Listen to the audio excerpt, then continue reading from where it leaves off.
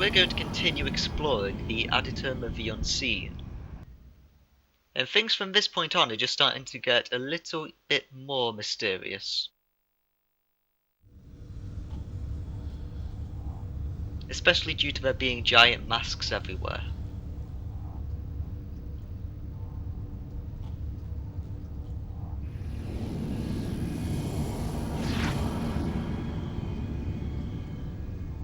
How did we get here? And what are these giant masks? And what's that thing floating there? And what is anything here?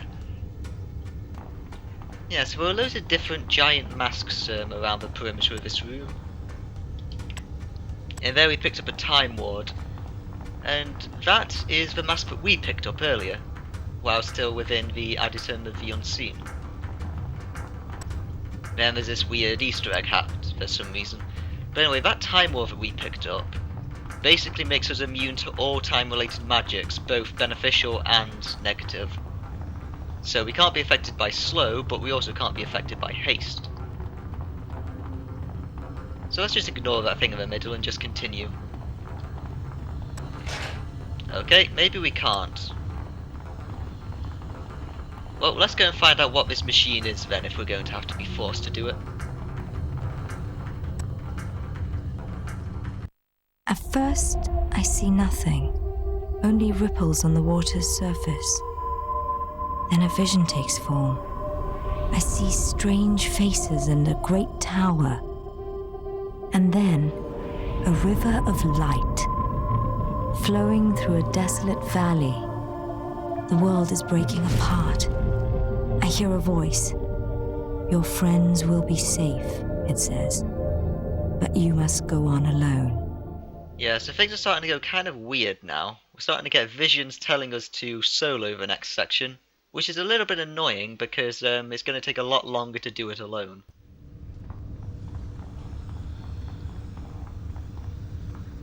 Sangaro, you and Neru must wait here. No, Your Grace. The Unseen are near. You're in danger. If you will not trust me, then obey. That is your duty. With faith and valor, Your Grace. Well, little dudes. Yeah, so this is going to be a solo Maya section because for some reason the Unseen want to speak to us personally, it would seem. As well as fight us personally because they're annoying. Right, so this section is going to be a little bit tough because we're going to be alone and these guys really love to interrupt our attacks. We're already equipped with that energy ring that's going to let us take a little bit less damage. It's not going to help too much.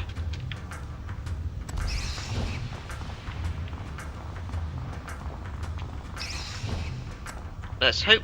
No, it's going to be really difficult to actually cast any spells here. And for some reason these guys are chasing us down rather than sitting back and attacking us. Which is what they're supposed to do. They're supposed to cast energy weapons at us from a distance.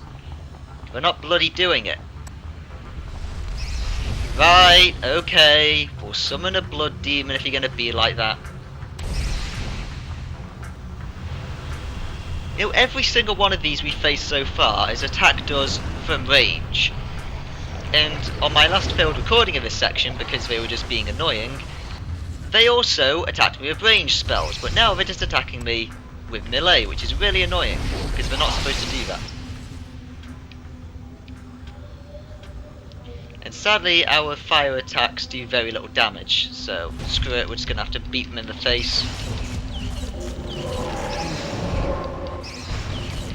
Luckily our blood demon form doesn't last very long now because we put those points into it.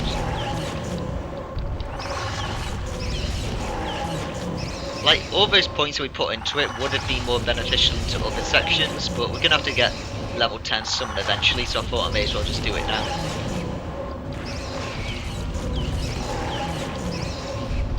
We could cast a fire circle that would cut through these guys quite easily, but it will also damage us and kill us very quickly. So it'll be better just to take them slowly, one at a time like this. So sadly this section does drag because it is like the solo Maya section.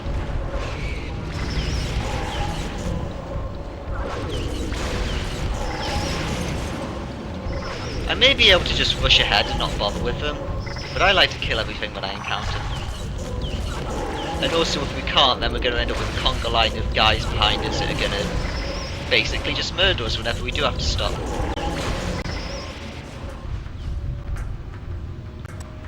Okay, so that was about 5 minutes of fighting pointless dudes. So let's continue. Oh, and here's a runestone. So now we get to activate our final rune, well, our final summon that we can get. Or rather, final summon type that we can get.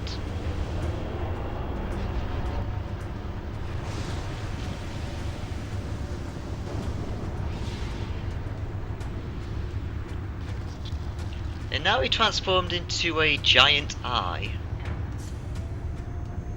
So this is naturally called the Eye Summon. So the gimmick behind this summon is that it has these golem abilities that basically cost our own health to do damage. And we're actually a long-range fighter now. We're able to go into this scope vision thing and then shoot, just like Sangor can when she's using her bow and arrow, crossbow rather. The eye is probably my least favourite. But luckily it does seem to heal any damage it receives from energy. Which I didn't know it did, but apparently it does. So since these guys are all shooting energy weapons at us, we're basically having unlimited health.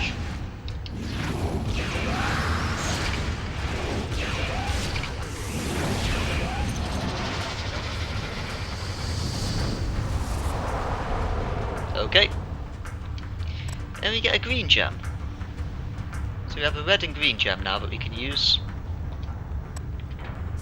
Yeah, so we're just going to carry on floating around as just a disembodied giant eyeball.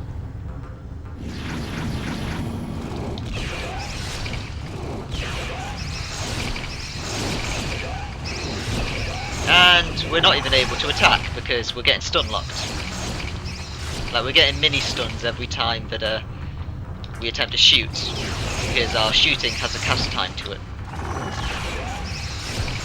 Yep, this is totally fair. I mean, I'm not even dying. I've got max health. I just can't do anything.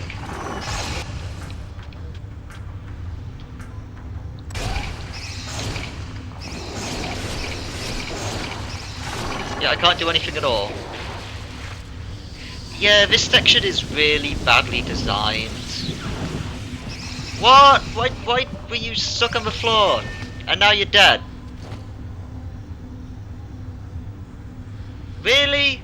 Because you didn't get forced out of that. The time ended on it. So why did you come out stunned? That shouldn't have happened. You only come out stunned if you die when you are summoned, not when the time expires. What the hell, game? I do not accept that death. So after that death, we're back. They refused to attack me from range again, so I had to basically run around in circles up and down this place until they stopped chasing me, and then fire some fire arrows at them every once in a while, and then I eventually killed them all. This is definitely one of the worst parts of the game. It's just terrible. At least the combat wise anyway.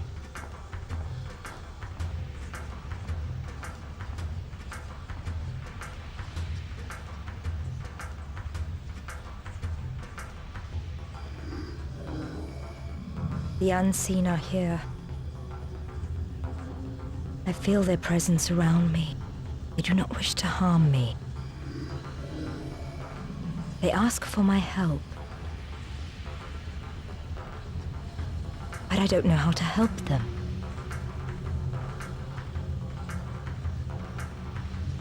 Now that's not entirely true what you just said then. I get a feeling I'm being watched by this giant eye that follows you around. Like one of those paintings with the eyes that move. But yes, it's sort of a retcon situation goes on with this room later, so you might want to keep in mind those words that you just said. But basically the Unseen are asking for our help though, that is legit. So the Unseen do want us to help them, but not everything she said then actually made sense. Now, before we activate this, let's go and collect ourselves a little bit of treasure.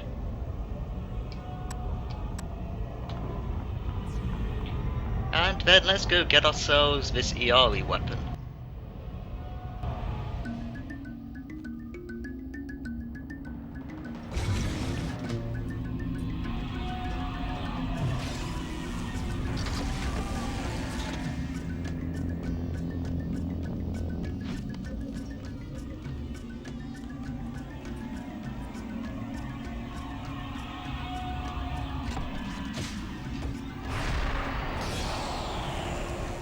Are you Iari, That is the name the builders have given me.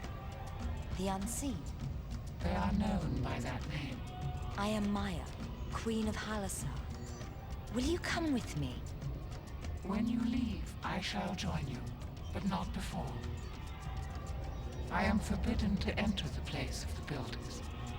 I must go back for my friends. Your friends are already here.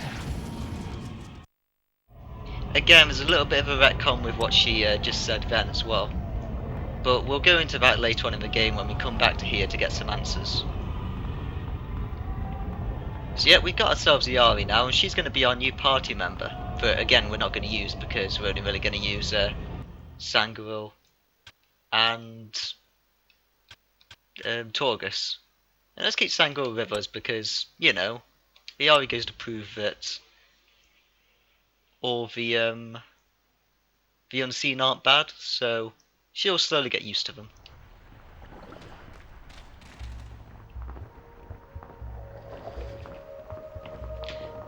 So let's go and have a quick look through Iari's skills and the like.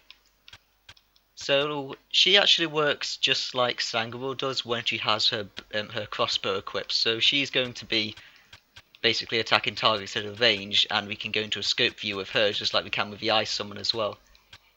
And she is able to equip all these power sources, so we're just going to go and get as many points into that as possible because that's useful to have.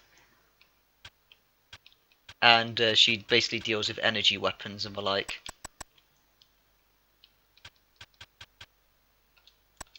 So we're just going to go and put a load of points into these discipline abilities. And she already has 2 shots, so that'll be okay. We'll just leave her like that for now. We're not really going to use her for a while. So we're just running through Minari City with this Unseen automaton, and nobody's going to question it. We're like, oh yeah, the Unseen, we're all scared of them. What's that you got with you, an Unseen creation? Sounds legit. Have fun. Anyway, come on you two. Morg's on. Allow me to introduce Iari.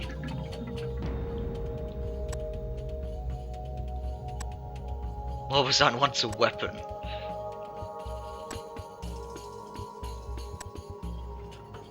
Back your things, we're going to Ela.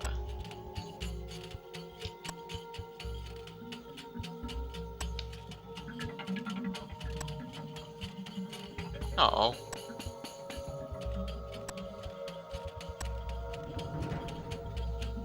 No, we're not gonna die.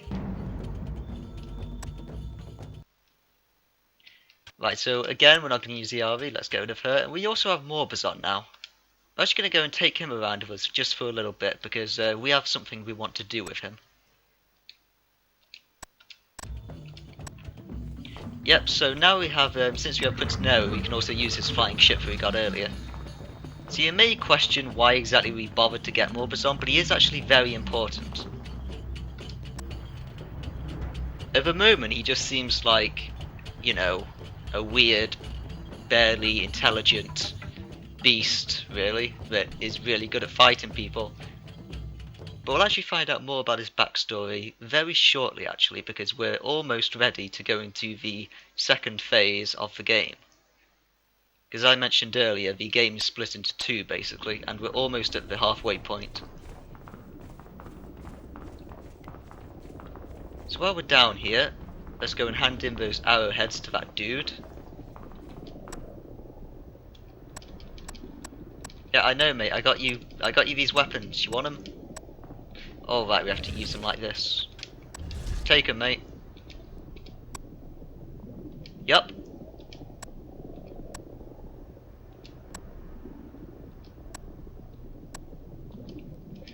Sure thing, mate. So basically, you'll just give a few free points to Sangro. Oh, the assassin wants to use a bow. I'll teach you how to do that.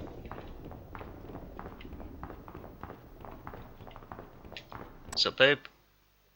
Yep, he does.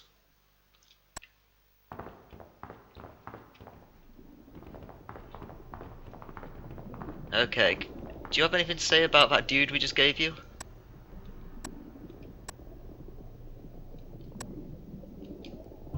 Oh, thanks, mate.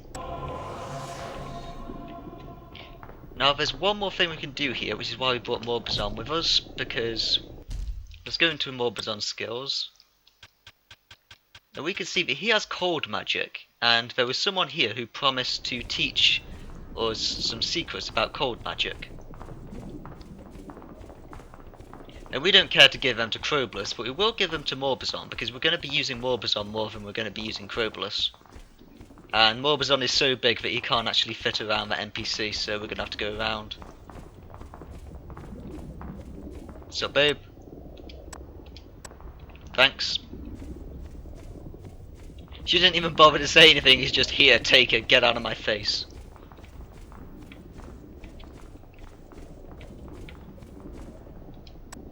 So we're not really going to be using Morbazon much, just like all the other characters, but he is going to have his own sections where we need to use him. So we may as well give him those extra points into cold magic. It'll be useful for later. But now we're back to our superstar tag team.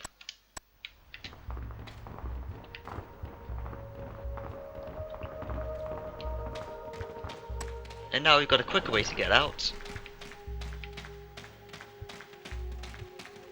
which is to use this shortcut.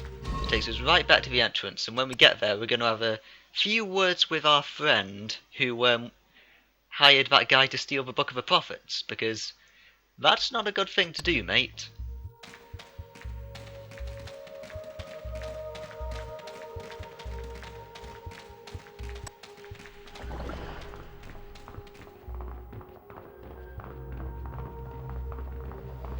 Let's also have a chat to this guy. I hear your kinsman is alive. Indeed. We live in an age of miracles. Thanks, mate.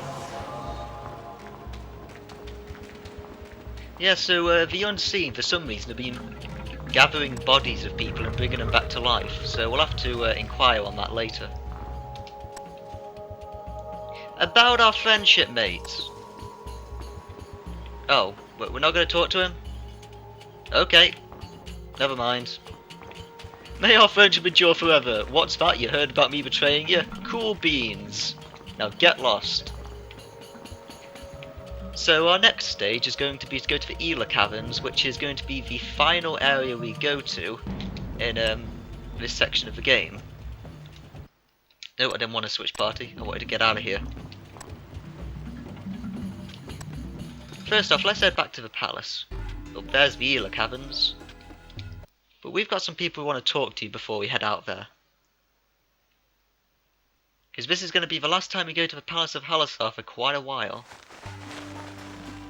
Your Grace, Sadama Kier asks for you. What does she want this time? She'll not tell me, but her eyes are full of sorrow. Poor Sadama Kier. She has given her life to Halasar. So have we all. You mustn't be cruel, Your Grace. I'm sorry. We did not part on the best of terms. Okay, so Damakia seems to want to apologise for earlier, when she was a major jerk to us, like even more of a jerk than Maya herself, and that's very surprising. I am sorry for all I said, Your Grace. In many ways, you have fulfilled the prophecy already. You govern wisely, and deserve the love our people have for you. I bid you Godspeed on your journey, Maya. I have every faith in you. Thank you, Sadama Kier. Oh, okay. Later, babe. Looks like she's finally decided to be nice to us for once. Which is good. because we deserve it. Now then, we picked up that love song a while ago, so we may as well have that sung to us. This is a love song written for Queen Fondo and her consort Angelus.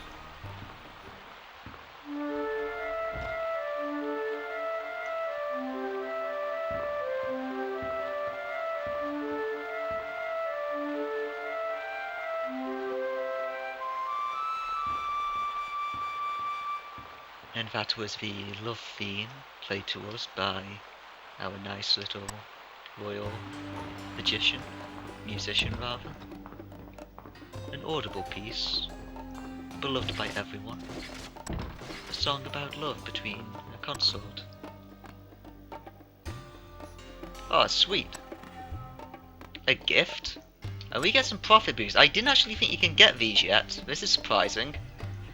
I was expecting to get this stuff a lot later into the game, but for some reason we can get it now. So these are basically the best boots Maya can wear in the game. Thank you. And we get the Saviour Ring, which is one of the best rings, probably the best ring that Maya can get in the game. I am actually surprised I'm picking these things up now, because these are actually meant to replace gear that I'm going to get in the next major location I get to. So the fact we're getting them now is kind of surprising. I was positive you couldn't get them this early. It must just be because I paid everyone off literally as soon as possible. Well, good to know. I know, mate. However, the mercenaries behave themselves, but breeding is impeccable. Let's build a castle.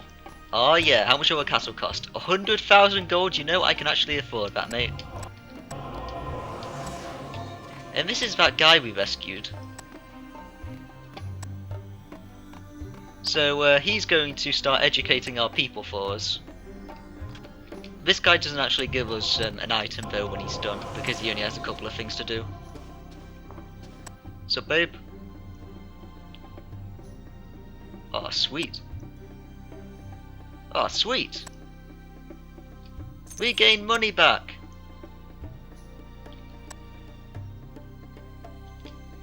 And now we get the Necklace of Wheel that gives Boosted. Now, Boosted is the best stat in the game. Basically, it is just plus those number of points to everyone, well, for all your abilities, like all your attributes. So, Boosted level 10 means we get like plus 10 stamina, plus 10 intellect, plus 10 everything, basically.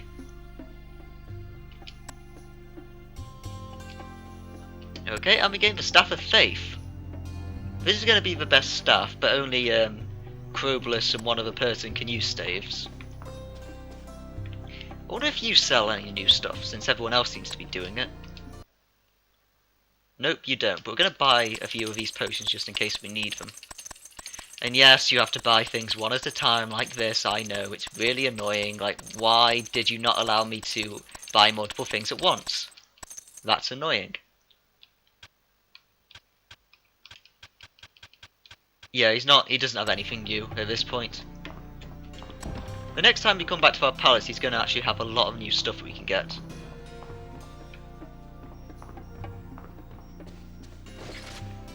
Now just before we leave, I'm going to make a quick detour back here again. Because I want to see if the guy we just gave more money to for castles is also going to give us his ultimate item at this point. Or if we're going to have to come back later for that. Alright, we also have to talk to some more people about our royal duties. I forgot about that. Nope, you're still doing that, never mind. How about you, mate? Do you have anything else you want to do now? Nope. Okay, let's finish this video then with listening to more petitions. And hopefully we don't have any to deal with, because dealing with royal duties that don't include murdering people is really annoying and boring. Oh, okay, let's hear petitions.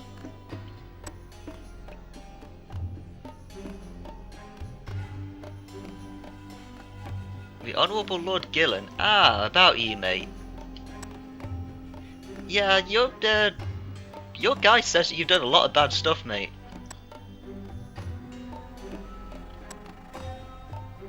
Huh.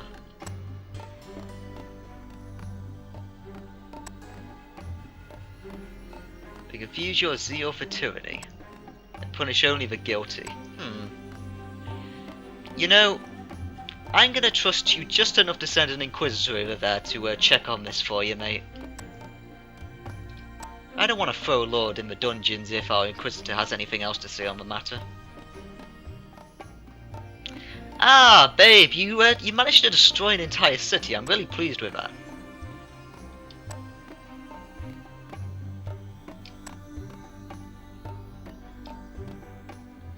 Ooh, magic plus 50. Now that is one of the best necks I could have for a magic user like Maya's gonna be. Yeah, apparently you destroyed the city. I mean, that's brilliant, babe, but, you know, you have to be a little bit more subtle with this stuff. You were charged with defending the place. You blew it up. Well done.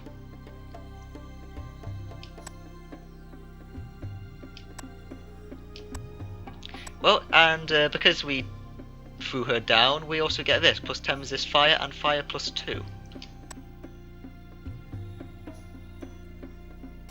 You're supposed to rebuild this city now. You know, I love the fact you destroyed it, but it's sort of a bad thing. Ooh, the Duchy of Namu. Ah, good. You see, everybody's happy when we're just nice to the people wanting to bury their dead. And we get the Namu Claymore, which is probably the best, no, the second best weapon in the game for Torgus. So the fact we have this now is going to be incredibly good. I'm honest, you know, I think this is I don't think this is right. I'm positively sure none of this stuff I've done when I've come back to the palace is supposed to happen yet. I'm pretty sure this is poor programming because all of this stuff is way too overpowered for the next part of the game. Like, all this stuff is as powerful as you really need the actual end game content, and we still have half of the game to go. This is ridiculous. Hey, Abbas of Idor, heard about you, mate. How did you escape Indibal? Because you refused to come last time. Hey, Azumam released him because all of his people told him to release the guy. And he sees it as a victory. Yeah, I suppose it's a victory, mate. Oh, sweet, we got a song.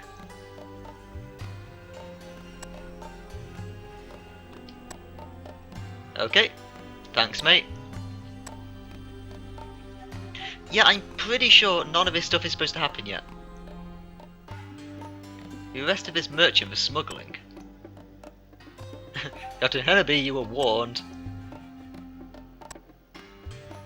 Well, then you shouldn't smuggle.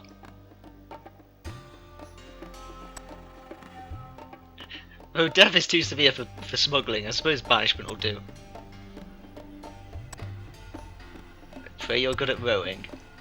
Yeah, that's the guy who we discovered was smuggling out cargo. Yeah, I'm really sure that none of that was supposed to happen yet. Because, literally, that sword is about 3 times better than all the weapons we have at the moment. Like, that is going to make Torgus an absolute beast. He shouldn't have that weapon yet. And we shouldn't be using these, like, prophet boots and stuff. I'm just going to show, right? Actually, no, I'll do it next episode because we're already running on quite a while here. Because I can't actually equip them at the moment.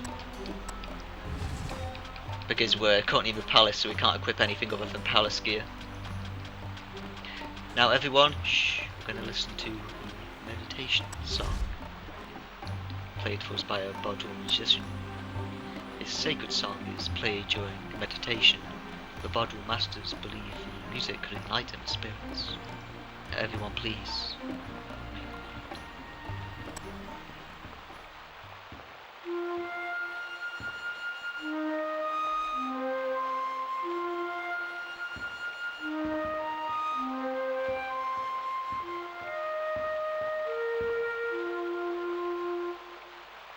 came out with the meditation song. Is giving us a magic defense plus 30. Very good song. Okay, so that's pretty much everything we wanted to do at the moment then. We've talked to everyone, we've got ridiculously overblown gear that we really shouldn't have at this point in the game. And we're going to have literally no problem with the rest of the game now. Like, the next section is going to be a total cakewalk because of that gear we just got. Not even joking, that stuff is ridiculously powerful for the halfway point of the game. So when we get back, we're going to be heading off to the Caverns of Eagler, and we're going to be starting the second section of the game. So until then, have fun.